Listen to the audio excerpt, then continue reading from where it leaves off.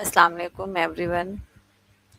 میرا نام صوبیہ قمر ہے. میں ریحان اسکول لاہور کیمپس میں وائس پرنسپل کے فرائض سر انجام دے رہی ہوں.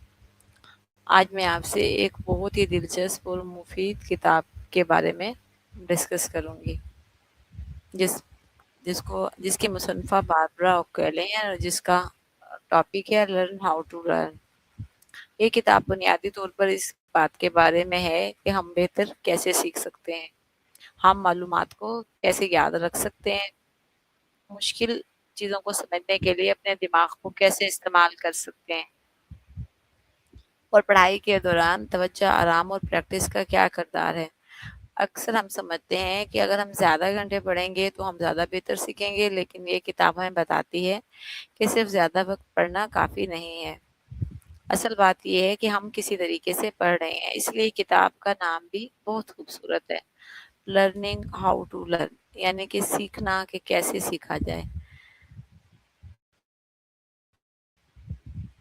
اس میں مصنفہ کہتی ہیں، ہمیں جو ہے وہ زندگی کی ٹپس کے بارے میں بتاتی ہیں کہ انہوں نے اس پر بہت کام کیا ہے. ان کی زندگی کی ایک دلچسپ بات یہ ہے کہ وہ ہمیشہ سے میتھمیٹکس میں بہت اچھی نہیں تھی، لیکن بعد میں انہوں نے سیکھنے کے بہتر طریقے دریافت کیے اور مشکل طریقے سے مشکل سبجیکٹ کو سمجھنے کی اپنی صلاحیت کو مزید بہتر بنا دیا. یہ بات ہمیں ایک بہت اہم سبق دیتی ہے کہ اگر ہم کسی سبجیکٹ میں آج کمزور ہیں تو اس کا مطلب یہ نہیں کہ ہم ہمیشہ کمزور رہیں گے. ہم اپنے لرننگ سکلز کو بہتر بنا سکتے ہیں. کتاب کا بنیادی خیال، اس کتاب کا سب سے اہم پیغام یہ ہے کہ ہمارا دماغ مختلف طریقوں سے کام کرتا ہے. خاص طور پر باربرا اوکیلے نے موڈ آف تھنکنگ کے بارے میں بات کی کہ فورسز موڈ اور ڈس فورسز موڈ. فورسز موڈ اس وقت استعمال ہوتے ہیں جب ہم کسی چیز پر پوری توجہ دیتے ہیں. مثلا اگر ہم میتھمیٹکس کا سوال حل کر رہے ہیں اور کوئی ڈیفیکلٹ چیپٹر پڑھ رہے ہیں یا کوئی نئی اسکل سیکھ رہے ہیں تو ہم فورسز موڈ میں ہوتے ہیں. دوسری طرف ڈس فورسز موڈ اس وقت کام کرتے ہیں جب ہم تھوڑا ریلیکس ہو کر کام کرتے ہیں اور اپنے دماغ کو آزاد چھوڑ دیتے ہیں. مثلا ہم واک کر رہے ہیں، آرام کر رہے ہیں، ایکسرسائز کر رہے ہیں یا سو رہے ہوں. بعض اوقات کسی مشکل مسئلے کا حل ہمیں اس وقت ملتا ہے جب ہم اس کے بارے میں سوچنا چھوڑ دیتے ہیں. بریک اور فورسز کا توازن کتاب کا ایک بہت اہم سبق ہے کہ مسلسل کام کرنا ہمیشہ بہترین طریقہ نہیں ہوتا.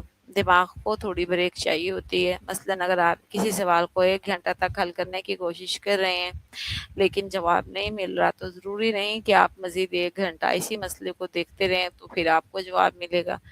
اب آپ کو چاہیے کہ آپ تھوڑا سا بریک لے لیں.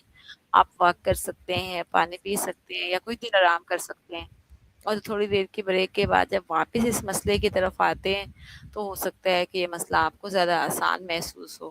اس کی وجہ یہ ہے کہ آپ کا برین بیک گراؤنڈ میں انفارمیشن کو پروسیس کر رہا ہوتا ہے.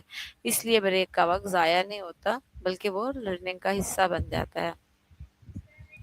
پریکٹس کی اہمیت کو بھی اس وقت کا ایک امپورٹنٹ نوٹ قرار دیا.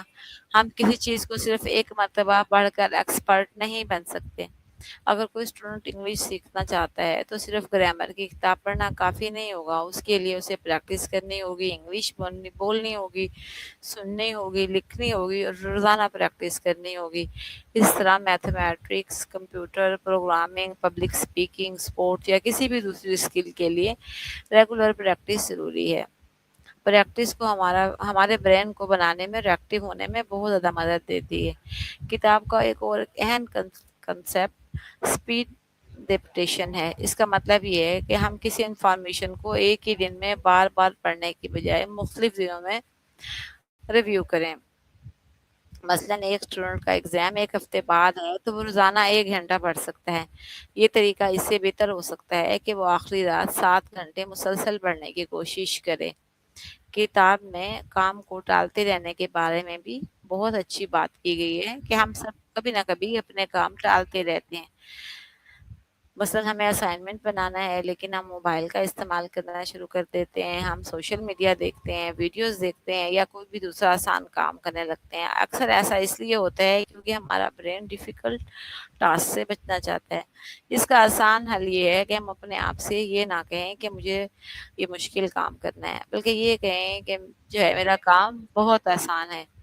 تو جو ہے وہ کام کرنا آسان ہو جائے گا۔ یہ کتاب ہمیں کانفیڈینس دیتی ہے، اس چیزوں کو فیس کرنا سکھاتی ہے، پریکٹس کرنا سکھاتی ہے، لرننگ سکھاتی ہے، اور یہ سکھاتی ہے کہ ہمیں سب سے آخر وقت تک بھی کوشش کرنی چاہیے اور کوشش نہیں چھوڑنی چاہیے۔ اللہ حافظ۔